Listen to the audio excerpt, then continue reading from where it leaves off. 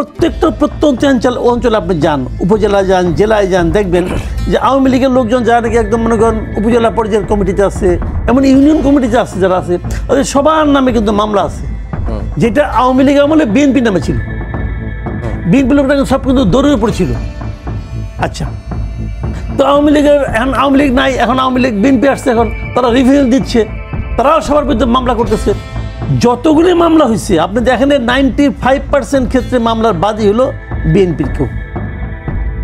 95% ক্ষেত্রে মামলার বাদী বিএনপির লোকজন। এখন আওয়ামী লীগ আর জামাতের মধ্যে কিন্তু একটা মিল আছে। মিলটা কোথায় আমি বলি, আওয়ামী লীগও মোটামুটি বংশানুক্রমিক দল, জামাতও মোটামুটি বংশানুক্রমিক একটা দল। মনে করেন উনি জামাত করেন, ওনার সন্তান আর যাই হোক সিপিবি অথবা অন্য কোনো দলে যাবে না, ঘুরে ফিরে এখানে থাকবে। কারণ এটা তো মনে করেন একদম বাচ্চা কাল থেকে তো তার স্কুলিংটা হচ্ছে ঘরের থেকেই। তো সেই স্কুলিংয়ের কারণে আওয়ামী লীগের কিন্তু দাদা আওয়ামী লীগ করতো, বাবা আওয়ামী লীগ করতো, এরকম ভাই বড় ভাই যুবলীগ করে,